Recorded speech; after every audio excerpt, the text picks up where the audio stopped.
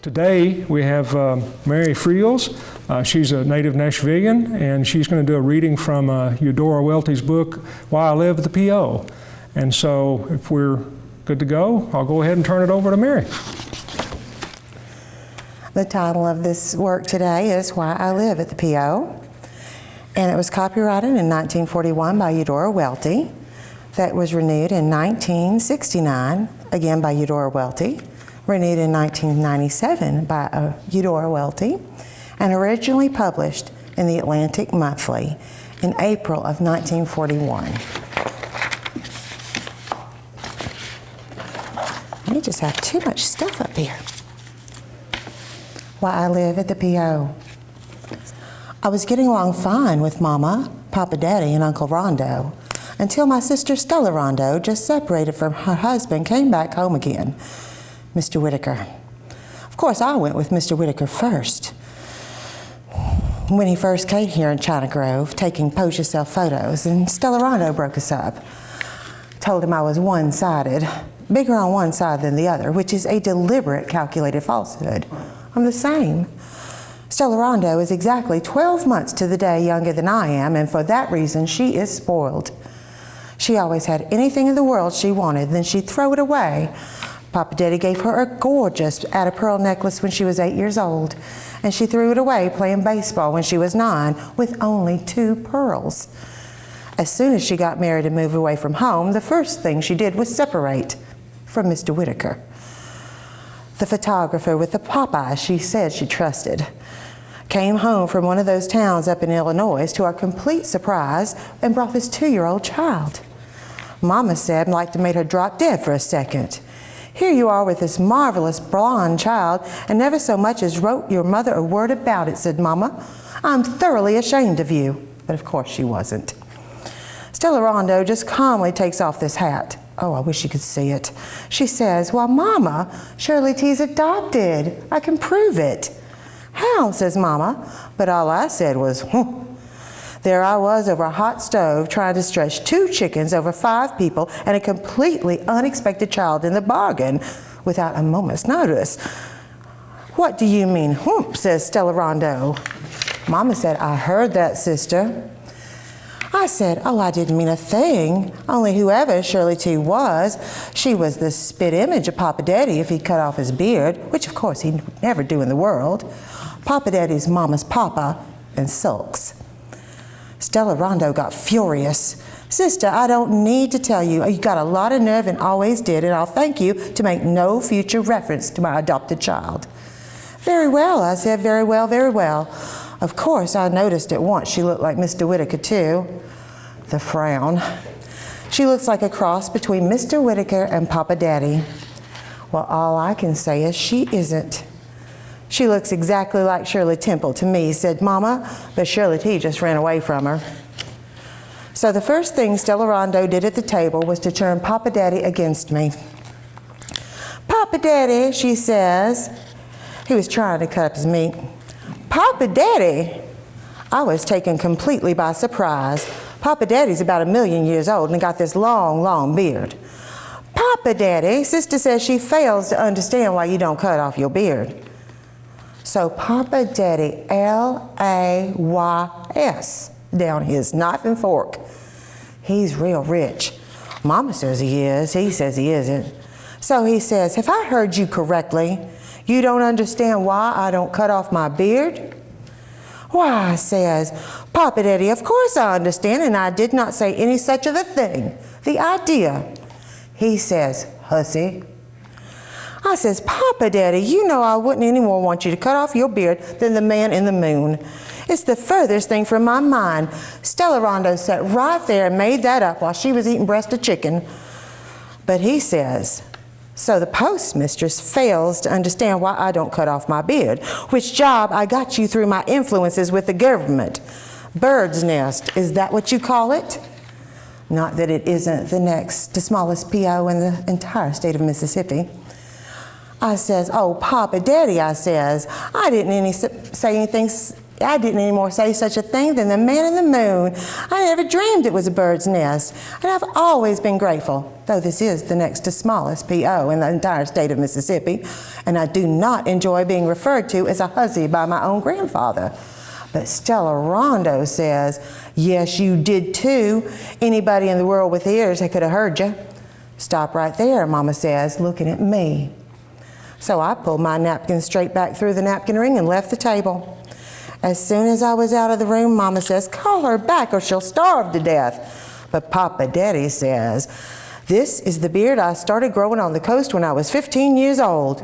He would have gone all night till midnight if Shirley T hadn't lost that Milky Way she ate in Cairo.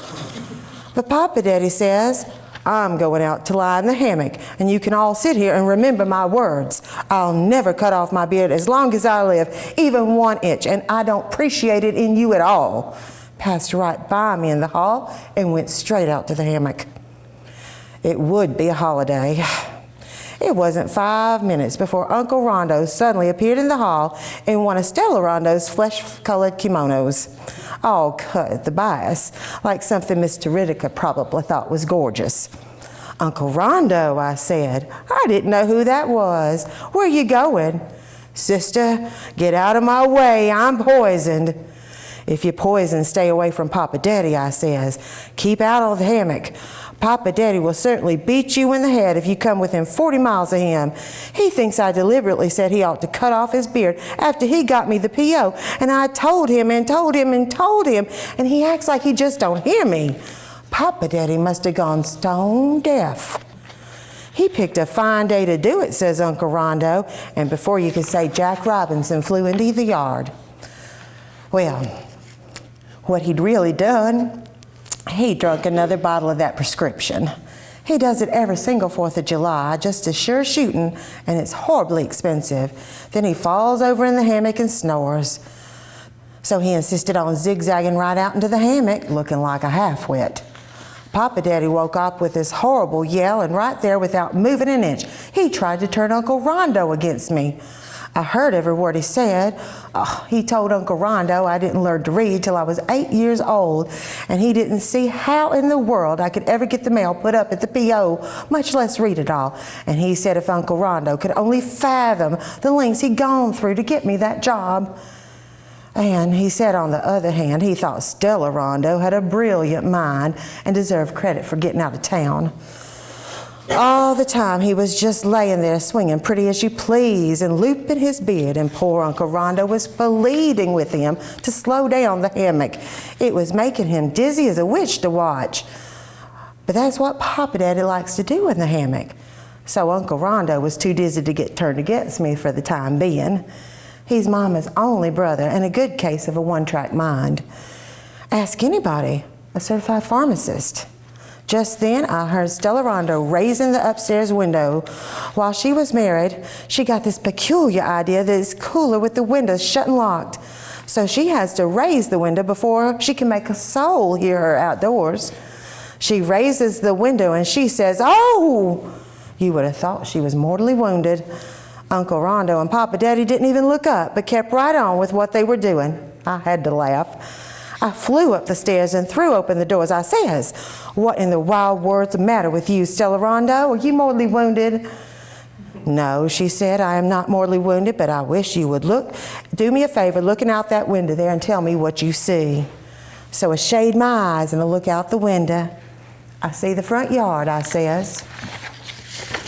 "Don't you see any human beings?" she says.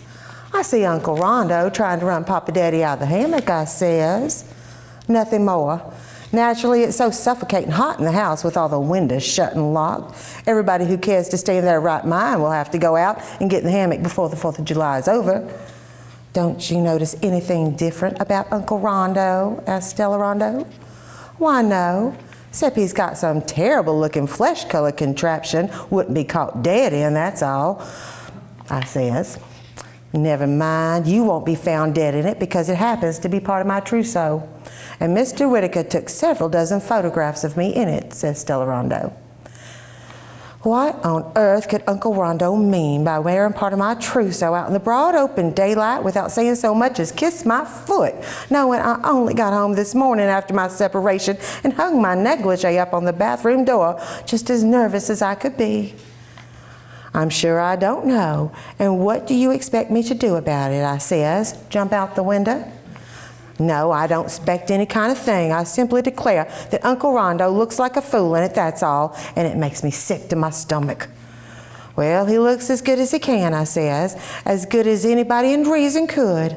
I stood up for Uncle Rondo, please remember, and I said to Stella Rondo, I think I would do well not to criticize so freely if I were you come home with a 2-year-old child I had never had such a word about, no explanation about my separation. I ask you the instant I entered this house not to refer one more time to my adopted child, and you gave me your word of honor you would not, was all Stella Rondo would say, and she started pulling out every one of her eyebrows with some cheap crest tweezers. So I merely slammed the door behind me and went down and made some green tomato pickle. Well, somebody had to do it. Of course, Mama had turned both the Negroes loose. She said no earthly power could hold anyone on the 4th of July, so she wouldn't even try. As it turned out, J-Pan fell in the lake and came nearly within the very narrow limits of drowning. So Mama trots in, lifts up the lid and says, not very good for your Uncle Rondo in his precarious condition, I must say, or poor little adopted Shirley T. Shame on you. That made me tired. I says, well, Stella Rondo had better thank her lucky stars it was her instead of me come trotting in with that very peculiar looking child. Now, if it had been me that had trotted in from Illinois and brought a very peculiar looking child of 2, I shuddered to think of the reception I'd have got, much less control the diet of the entire family. But you must remember, sister, that you were never married to Mr. Whitaker in the first place and didn't go up to Illinois to live, Mama says, shaking a spoon in my face. If you had, I would have been just as overjoyed to see you and your little adopted girl as I was to see Stella Rondo when you wound up with your separation and came back home. You would not, I says. Don't contradict me, I would, says Mama. But I says, she couldn't convince me, though she talked till she was blue in the face. Then I said, besides, you know as well as I do that child is not adopted. She most certainly is adopted, says Mama, stiff as a poker. I says, wow, Mama, Stella Rondo had her just as sure as anything in this world and is just too stuck up to admit it. Why, sister, says Mama, here I thought we were going to have a pleasant 4th of July, and you start right out not believing a word your baby sister tells you. Just like Cousin Annie Flo went to her grave denying the facts of life, I reminded Mama. I told you if you ever mentioned Annie Flo's name, I'd slap your face, said Mama, and she slaps my face. All right, you wait and see, I says. Says Mama, I prefer to take my children's word for anything when it's humanly possible. You ought to see Mama. She weighs 200 pounds and has real tiny feet. Just then, something perfectly horrible occurred to me. Mama, I says, can that child talk? I simply had to whisper, Mama, I wonder if that child can be, in any way. Do you realize, I says, that she hasn't spoken one single solitary word to a human being up to this minute? This is the way she looks, I says. I look like this. Well, Mama and I just stood there and stared at each other. It was horrible. I remember well that Joe Whitaker frequently drank like a fish, said Mama. I believe my soul he drank chemicals. And without another word, she marches to the foot of the stairs and calls Stella Rondo. Stella Rondo? Ooh, Stella Rondo. What, says Stella Rondo from upstairs, not even the grace to get out of bed. Can that child of yours talk? Asked Mama. Stella Rondo says, can she what? Talk, talk, says Mama. Birdie, birdie, birdie, birdie. So Stella Rondo yells back, who says she can't talk? Well, sister says so, says Mama. Oh, you didn't have to tell me. I know whose words of honor don't mean a thing in this house, says Stella Rondo. And in a minute, in the loudest Yankee voice I ever heard in my life, it yells out, "I'm Popeye the Sailor Man." And then somebody jumps up and down in the upstairs hall. Another second, the house would have just fallen down. Not only talks, she can tap dance, calls Stella Rondo, which is more than some people I won't name can do. "Why, the little precious darling," Mama says. So surprised, just as smart as she can be. Starts talking baby talk right there. Then she turns on me. "Sister, you ought to have thoroughly ashamed. Run upstairs this instant and apologize to Stella Rondo and Shirley T." "Apologize for what?" I says. "I merely wondered if the child was normal, that's all. Now that she's proved it, well, I have nothing further to say." But Mama just turned on her heel and flew out furious. She ran right upstairs and hugged that baby. She believed it was adopted. Stella Rondo hadn't done a thing but turn her against me from upstairs while I stood there helpless over the hot stove. So that made Mama, Papa Daddy, and Baby all on Stella Rondo's side. Next, Uncle Rondo. I must say that Uncle Rondo has been marvelous to me at various times in the past, and I was completely unprepared to be made to jump out of my skin the way it turned out. Once Stella Rondo did something perfectly horrible to him.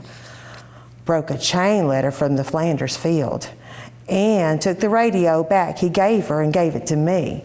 Stella Rondo was furious. For 6 months, we all had to call her Stella instead of Stella Rondo, or she wouldn't even answer. I always thought Uncle Rondo had all the brains in the entire family. Another time, he sent me to Mammoth Cave with all expenses paid. But this would be the day he was drinking prescription, the 4th of July. So at supper, Stella Rondo speaks up and says she thinks Uncle Rondo ought to try to eat a little something. So finally, Uncle Rondo said he would try little cold biscuits and ketchup, but that was all. So she brought it to him. "Do you think it wise to dispose with ketchup with Stella Rondo's flesh-colored kimono?" I said, trying to be considerate. If Stella Rondo couldn't watch out for her trousseau, somebody had to. "Any objections?" asked Uncle Rondo, just about to pour out all the ketchup. "Don't mind what Uncle Rondo, don't mind," she says, "Uncle Rondo," says Stella Rondo. "Sister's been devoting this solid afternoon to staring out my bedroom window at the way you look." "What's that?" says Uncle Rondo. Uncle Rondo has got the most terrible temper in the world. Anything's liable to make him tear up the house down if something comes out wrong. So Stella Rondo says, "Sister says, Uncle Rondo certainly does look like a fool in that pink kimono." Do you remember who it was that really said it? Uncle Rondo spills out all the ketchup and jumps out of his chair and tears off the kimono and throws it down on the dirty floor and puts his foot on it. It had to be sent all the way to Jackson's to the cleaners to be repleated. "So that's your opinion of your Uncle Rondo, is it?" he says. "I look like a fool, do I? Well, that's the last straw. A whole day in this house with nothing to do, and then I hear you come with this remark like that behind my back." "I didn't say any such a thing, Uncle Rondo," I says. "And I'm not saying who did either." "Why, I think you look all right. Just try to take care of yourself and not talk and eat at the same time," I says. "I think you better go lie down." "Lie down my foot," says Uncle Rondo. I ought to have known that he was fixing to do something perfectly horrible. So he didn't do anything that night in the precarious state he was in. Just played casino with Mama and Stella Rondo and Shirley T, and gave Shirley T a nickel with a head on both sides of it. It tickled her nearly to death, and she called him Papa. By 6:30 a.m. the next morning, he threw a whole 5-cent package of some unsold 1-inch firecrackers from the store as hard as he could into my bedroom, and every one of them went off. Not one bad one in the string. Anybody else, there'd be at least one that didn't go off. Well, I'm just terribly susceptible to noise of any kind. The doctor has always told me I was the most sensitive person he'd ever seen in his whole life, and I was simply prostrated. I couldn't eat. People tell me they heard it as far away as the cemetery. And old Aunt Jet Patterson, that had been holding her own so good, thought it was Judgment Day and she was going to meet her whole family. It's usually so quiet here. And I tell you, it didn't take long, not longer than a minute, for me to make up my mind what to do. There I was with the whole entire house on Stella Rondo's side and turned against me. If I have anything, I have my pride. So I decided I'd go straight down to the P.O. There's plenty of room there to back, I said to myself. Well, I made no bones about letting my family catch on to what I was up to. I didn't try to conceal it. The first thing they knew, I marched in where they were all playing old maid and pulled out the electric oscillating fan by the plug. And everything got real hot. Next, I stashed the pillow I'd done the needle pointing on right off the Davenport from behind Papa Daddy. He went, ooh! I beat Stella Rondo up the stairs and finally found my charm bracelet in her bureau drawer under a picture of Nelson Eddy. So, that's the way the land lies, says Uncle Rondo. There he was, piecing on a ham. Well, sister, I'll be glad to donate my army cot if you got any place to set it, providing you'll leave right this minute and let me get some peace. Uncle Rondo was in France. Thank you kindly for the cot, and peace is hardly a word I'd select if I had to resort to firecrackers at 6:30 a.m. in a young girl's bedroom. I says back to him, and as to where I intend to go, you seem to forget my position as postmistress in China Grove, Mississippi. I says, I've always got the P.O. Well, that made them all sit up and take notice. I went out in front and started digging up some floor clocks to paint around the P.O. Says Mama, raising the window. Those happen to be my 4 o'clocks. Everything planted in the star is mine. I've never known you to make anything grow in your life. Very well, I says. But I take the fern. Even you, Mama, can't stand here and deny that I'm the one that watered that fern. And I happen to know where I can send in a box top and get a packet of 1,000 mixed seeds, no two of the same kind, free. Oh, where, Mama wants to know. But I says, too late. You tend to your house and I'll tend to mine. You hear things like that all the time if you know how to listen to the radio. Perfectly marvelous offers. You can get anything for free. So I hope to tell you I marched in and got that radio, and they could have all bit a nail in two, especially Stella Rondo, that it used to belong to. And she very well knew she couldn't get it back. I'd sue it like a shot. And I very politely took the sewing machine motor I helped pay most of it that we gave Mama to Christmas back in 1929, and a good big calendar and the first aid remedies in it, and the thermometer and the Hawaiian ukulele certainly were rightfully mine. And I stood up on a stepladder and got all my watermelon rind preserves and every fruit and vegetable I put up, every jar. And then I began to pull the tacks out of the bluebird wall vases on the archways in the dining room. Who told you can have those, Miss Priss, says Mama, fanning as hard as she could. I bought them, and I'll keep track of them, I says. I'll tack them up, one each on side of the post office window, and you can see them when you come ask me for your mail, if you're so dead on to see me. Not I. I'll never darken the door of that post office again, even if I live to be 100, says Mama. Ungrateful child, after all the money we spent on you at the Normal. Me either, says Stella Rondo. You can just let my mail lie there and rot for all I care. I'll never come and relieve you of a single solitary piece. I shouldn't worry, I says. And who do you think's going to sit down there and write you all those big fat letters and postcards, by the way? Mr. Whitaker?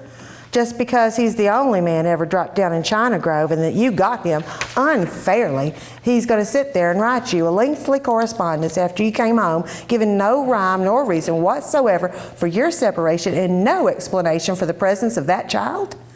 I may not have your brilliant mind, but I fail to see it. So Mama says, Sister, I've told you 1,000 times that Stella Rondo simply got homesick, and this child is far too big to be hers. And she says, now why don't we all just sit down and play casino? Then Shirley T sticks out her tongue at me in this perfect horrible way. She has no more manners than the man in the moon, and I told her she was going to cross her eyes like that one day and they'd stick. It's too late to stop me now, I says. You should have tried yesterday. I'm going to the P.O., and the only way you can possibly see me is to visit me there. So Papa Daddy says, you'll never catch me setting foot in that post office, even if I should take notion in my head to write a letter someplace. He says, I won't have you reaching out that little window and a pair of those shears and cutting off that beard of mine. I'm too smart for you. We all are, said Stella Rondo. But I said, if you're so smart, where's Mr. Whitaker? So then Uncle Rondo says, I'll thank you from now on to stop reading all the orders I get on postcards and telling everybody in China Grove what you think's the matter with him. But I says, I draw my own conclusions, and I will continue in the future to draw them. If people want to write their innermost secrets on penny postcards, there's nothing in the wild world you can do about it, Uncle Rondo. And if you think we'll ever write another postcard, you're sadly mistaken, says Mama. Cutting off your nose to spite your face then, I says. But if you're all determined to have no more to do with the U.S. mail, think of it this way. What will Stella Rondo do now if she wants to tell Mr. Whitaker to come after her? Wow, says Stella Rondo. I knew she'd cry. She had a conniption fit right there in the kitchen. It will be interesting to see how long she holds out, I says. And now, I'm leaving. Goodbye, says Uncle Rondo. Oh, I declare, says Mama, to think that a family of mine should quarrel on the 4th of July or the day after over Stella Rondo leaving old Mr. Whitaker having the sweetest little adopted child. It looks like we should all be glad. Why, says Stella Rondo, and she has another conniption fit. He left her, you mark my words, I said. That's Mr. Whitaker. I know Mr. Whitaker. After all, I knew him first. I said from the beginning he'd end up leaving her. I foretold every single thing that would happen. Where'd he go, says Mama. Probably the North Pole if he knows what's good for him, I said. But Stella Rondo just bawled and wouldn't say another word. She flew into her room and slammed the door. Now look what you gone and done, sister, says Mama. You go apologize. I haven't got time. I'm leaving, I says. Well, what are y'all waiting for, says Uncle Rondo. So I just picked up the kids you clocked and marched off without saying, kiss my foot or anything, and I never did tell Stella Rondo goodbye. There was this little girl going along in a little wagon. Girl, I said, come help me haul these things down the hill. I'm going to live at the post office. Took her 9 trips in her express wagon. Uncle Rondo came out to the porch and threw a nickel. And that's the last I've laid eyes on any of my family, or my family's laid eyes on me for 5 solid days and nights.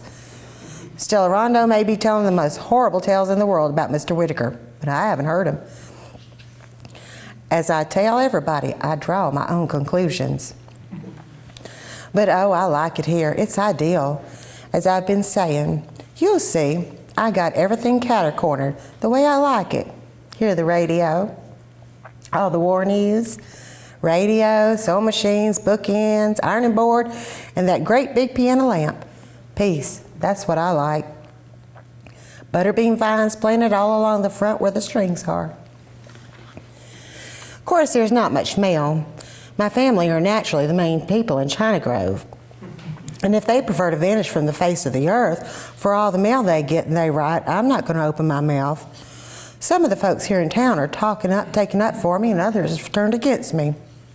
I know which is which. There are always people who will quit buying stamps just to get on the right side of Papa Daddy. But here I am, and here I'll stay. I want the world to know I'm happy. And if Stella Rondo should come in here this minute on bended knees and attempt to explain the incidents of her life with Mr. Whitaker, I'd simply put my fingers in both ears and refuse to listen.